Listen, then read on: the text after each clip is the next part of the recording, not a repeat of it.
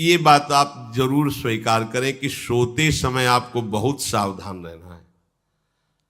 और प्रायः गलती सोते समय करते हैं उपासक की, कोई प्रपंच की बात याद करते हुए या मोबाइल देखते हुए या कोई गंदी चेष्टाओं का आपकी रात बेकार चली जाएगी।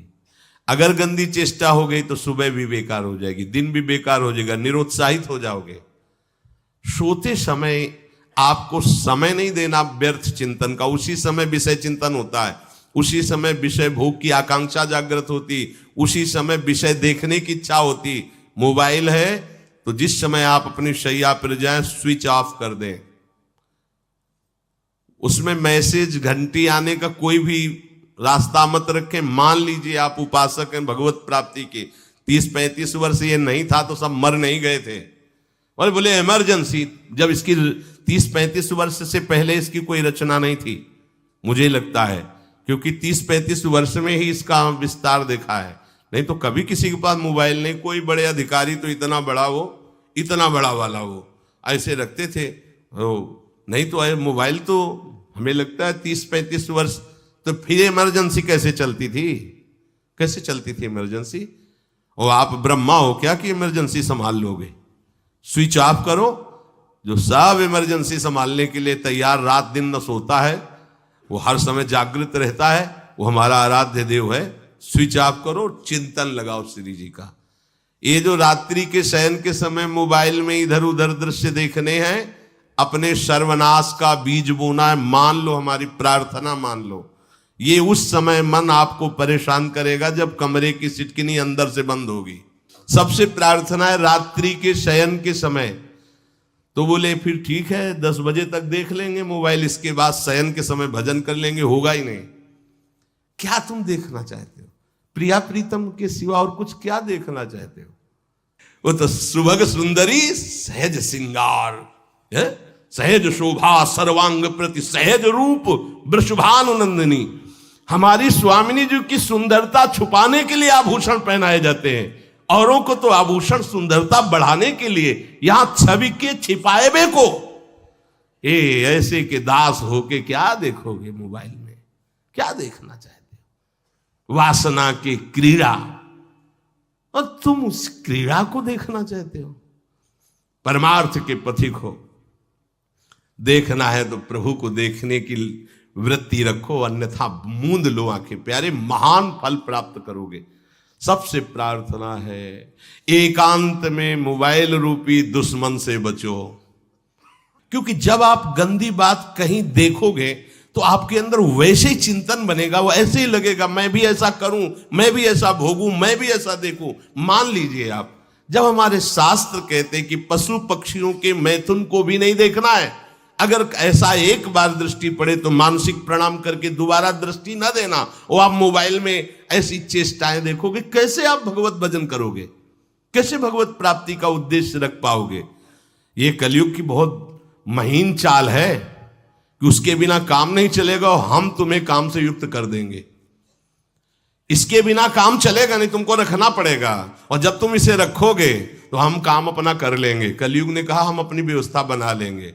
यहां कह रहे जब आप नींद में जा रहे हैं तो बिल्कुल मानो मृत्यु शैया पे जा रहे हैं। आपको उस समय नाम जप में बहुत ध्यान देना है, कहीं मन बहक ना जाए। तो क्या होगा, 5-6 घंटे जो आप लेटोगे ना, वो भी भजन हो जाएगा। हमारा जो सततम योमाम स्मरति नित्यशा है ना, ये पूरा हो जाएगा। नहीं, उस समय हम सो जाएंगे तो हमारा 6 घंटे का वियोग हो गया, 6 घंटे भजन रुक जाएगा। और ये 100% पक्की बात अनुभव की कहते हैं। यदि सोते हुए भजन करोगे तो जगते, कई बार तो पकड़ा है कि अगर आधे पद में बेशुद्ध हो गए तो वो पद पूरा जगते ही शुरू हो गया है। मतलब बीच में स्थिति भागवती की रही। जैसे बेहोश करते समय हमने कहा था जब ऑपरेशन के हमें बता देना, तो उनका बाबा अब इंजेक्शन लगाने वाले हैं तो वो 1 मिनट हमें केवल दीजिए, अपनी चित्तवृत्ति। तो जब होश आया तो वही पहले चिंतन चल रहा था, वही चिंतन। जैसे सोने के समय हम बेहोश हुए तो जगने के समय वही चिंतन, ऐसे ही इंजेक्शन से जब बेहोश हुए और जब होश आया तो वही चिंतन चल। बहुत बड़ा चमत्कार अभ्यास का है। नींद खुले तब से लेकर गाढ़ नींद आने तक स्मरण में कभी रुकना नहीं। और आपको एक छूट दे रहे हैं। कभी कभी क्या होता है कि एक मंत्र में, एक नाम में जैसे बहुत देर अभ्यास करते हैं तो मन उबने लगता है। इसका स्वभाव है, ये अनुभव की बातें कहते हैं। इसका स्वभाव है नवम नवम, नहीं तो ये मतलब, तो इसको हम लोगों ने कैसे फंसाया है।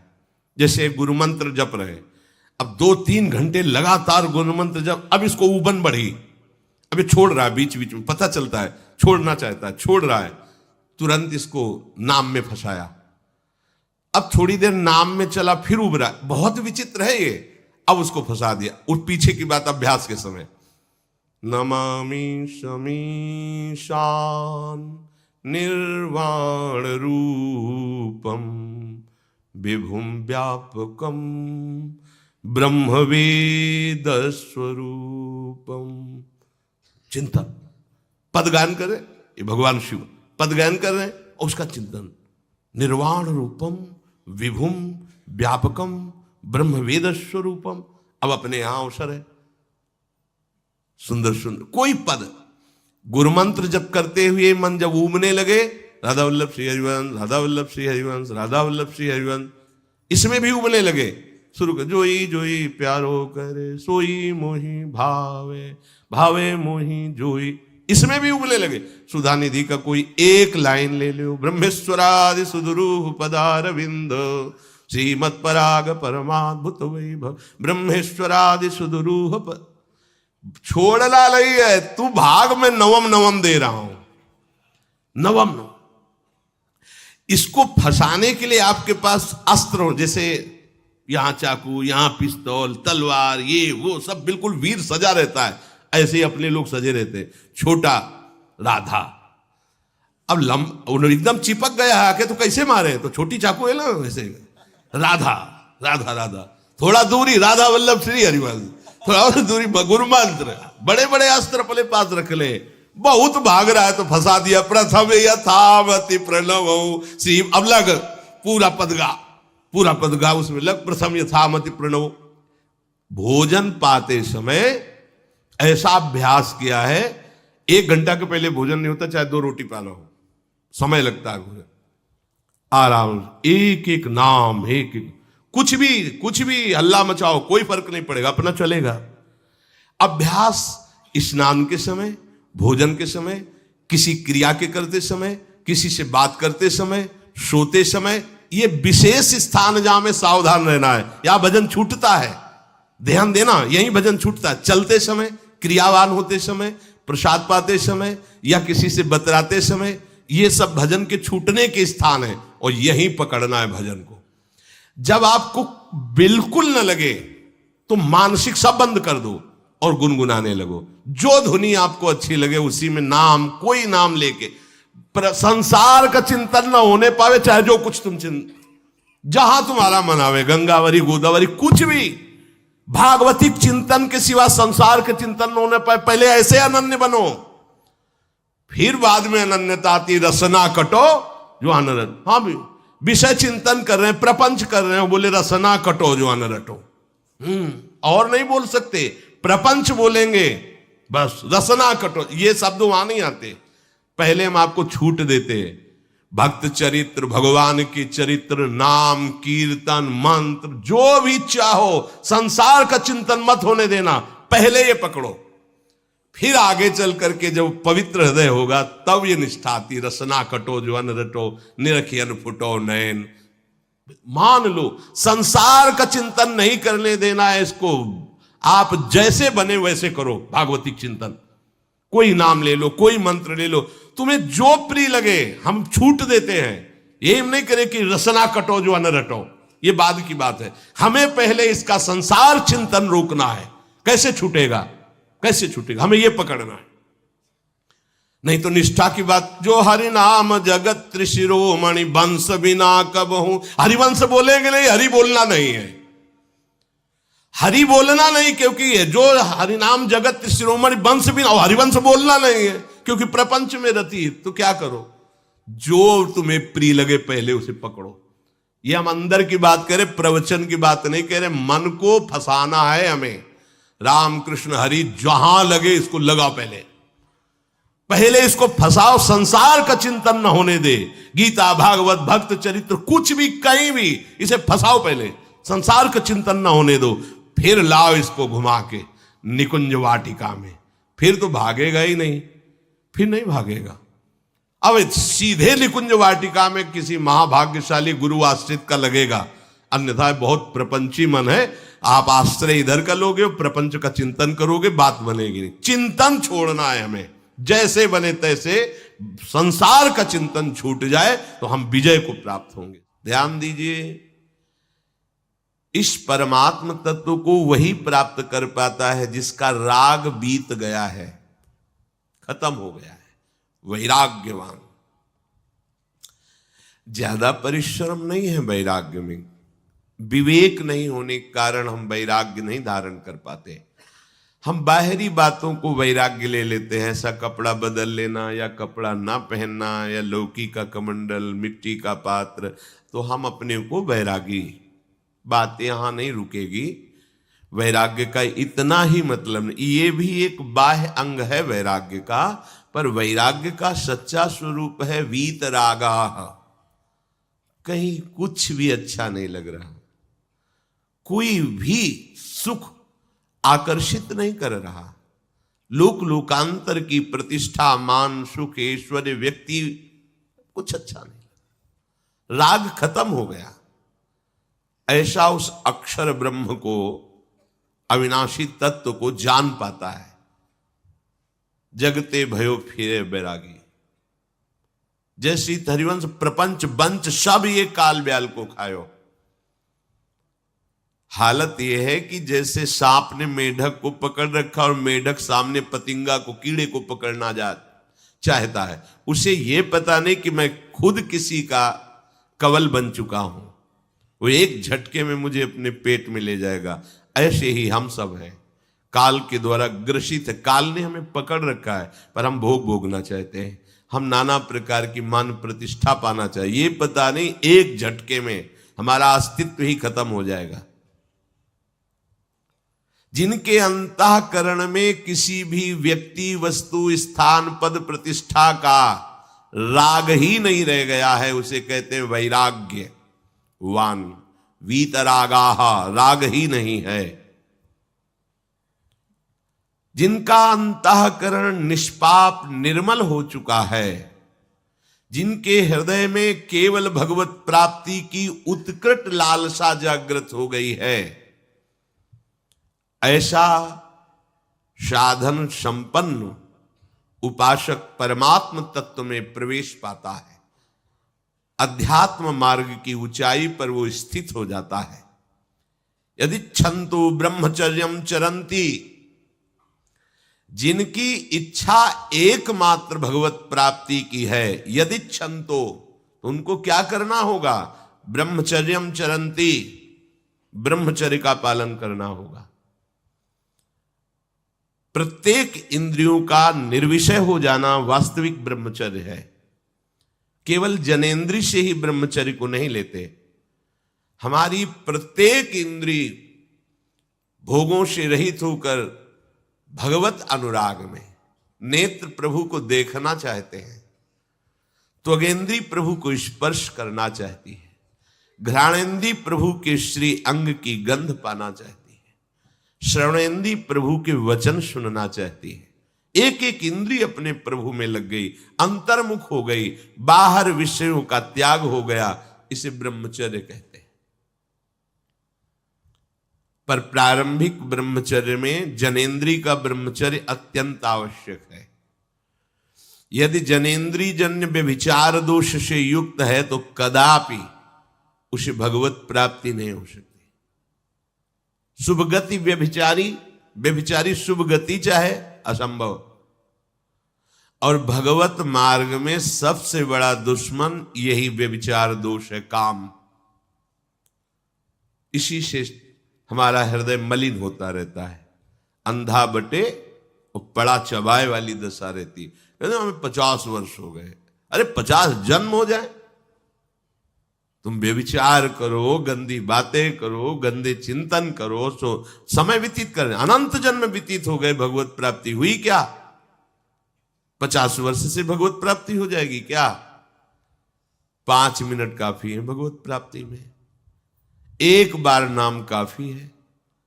वो स्थिति तो लाओ।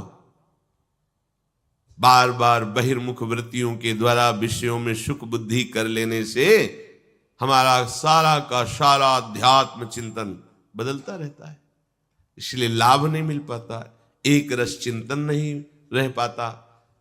बार बार विक्षेपी विषय करते रहते हो, हम सहते रहते हैं और भोगते रहते हैं। एक बार तो हिम्मत करके उठो,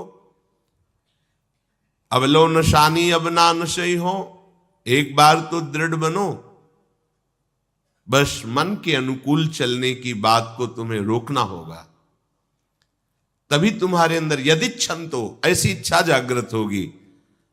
पक्का पक्का ऐसा ही है, जब हम किसी विषय के वेग को सहते हैं, विषय नहीं भोगते हैं, तो मन बहुत जलाता है।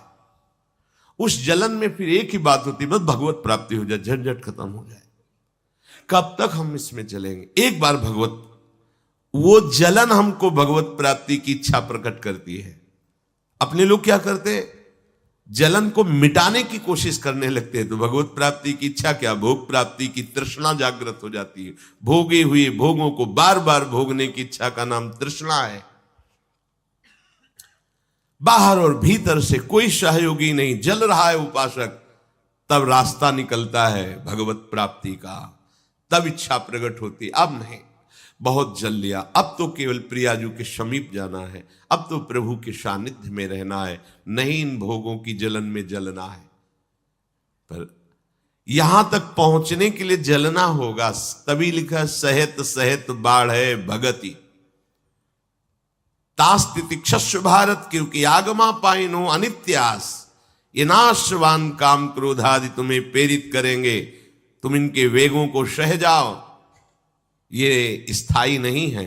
आगमा पाइनो है, आने जाने वाले हैं, और ये सहन करने से नष्ट होते हैं, भोगने से बढ़ते हैं। यदि क्षंतो, अगर भगवत प्राप्ति की इच्छा है तो ब्रह्मचर्यम चरंती, ब्रह्मचर्य का पालन करना ही होगा, इसमें कोई गुंजाइश नहीं, क्योंकि आप चल ही नहीं सकते। ध्यान से सुन लो, ये मनोरंजन का मार्ग नहीं है, इसमें मन ही मार तनहारिक वृंदावन में गाज, इसमें मन मारना होगा। प्रायः ये मन को दुलार करने वाले लोग कभी भाग्य से सत्संग में भी आ जाते हैं, कभी श्री विग्रह के दर्शन करने भी मंदिर पहुंच जाते हैं, कभी तीर्थ याटन भी करते हैं, पर इनका कोई लक्ष्य नहीं होता। आज सुन लिया सत्संग, बढ़िया है, लक्ष्य नहीं होता। यहां लक्ष्य वालों की बात हो रही। यदि क्षण तो, यदि तुम्हारी ऐसी इच्छा जागृत हो रही किसी जन्म में भगवत प्राप्ति करनी, तो ब्रह्मचर्यम चरंती, आप सच्ची मानिए, जिसके निकालने में तुमको सुख की अनुभूति हो रही, उसको रोकने में कितनी सुख की अनुभूति होगी। उन्मत्त हो जाओगे, बहुत जल्दी आपके सारे के सारे करण भगवदाकार होने लगेंगे यदि आप ब्रह्मचर्य का पालन करेंगे। शरीर स्वस्थ, हल्का, मन प्रसन्न, नींद आदि पर विजय, कितने गुण ही गुण।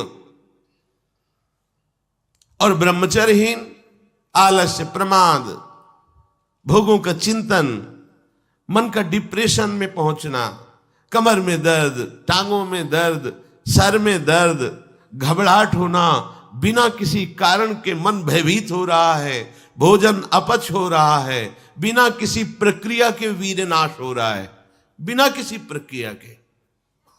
काहे को मृत्यु स्वयं स्वीकार कर रहे हो, ये मृत्यु है। चाहे भगवान दत्तात्रेय जी बोल रहे हैं या भगवान कपिल देव जी बोल रहे हो, जब उपासक को संबोधन करते हैं भगवत प्राप्ति के लिए, तो कहते हैं कि इस भोग वृत्ति को साक्षात मृत्यु रूप देखो, ये मृत्यु है तुम्हारी।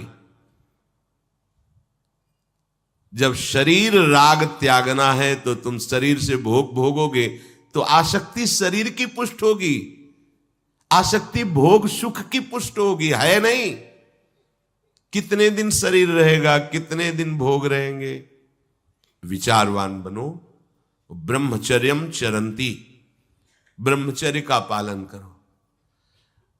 उपासक जो ब्रह्मचारी होता है उसका खिला हुआ चेहरा रहता है, जैसे कमल खिला हुआ, बिना किसी कारण के उसकी मुख मुद्रा में प्रसन्नता होती है। जो ब्रह्मचर्यहीन होता है बुझा हुआ चेहरा होता है, तेजहीन, बिना किसी कारण के वो शोकग्रस्त लगता है। बैठा है, आपको लग रहा है शांत है, लेकिन आप चेहरे को देखो, वो एक शोकग्रस्त है, कुम्हलाया हुआ चेहरा, अशांत चेहरा। मुख प्रसन्न, तन तेज विराजा, यह है ब्रह्मचर्यम चरंती, भगवत आराधन संपन्न उपासक का। जैसे आग में पैर रखते हुए कोई चले तो कैसे चलेगा, ऐसे ही ब्रह्मचारी की पहचान है। इतनी स्फूर्ति उसके अंदर होती, जैसे आग में चलने वाला पूरा पैर नहीं रख पाएगा, अगला कदम रख देगा क्योंकि ताप लग रहा है, ऐसे उसकी स्फूर्ति होती पैरों में। उसकी आंखें एकाग्र रहती है, चंचलता इधर उधर या बार बार झपकना, यह विषयी पुरुष का लक्षण है। बार बार पलक झपकना, यह विषयी पुरुष का लक्षण। इधर उधर ताक झांक, चंचलता, ऐसा बैठे तिनका तोड़ रहा है, पैर हिला, यह सब विषयी पुरुष के लक्षण है।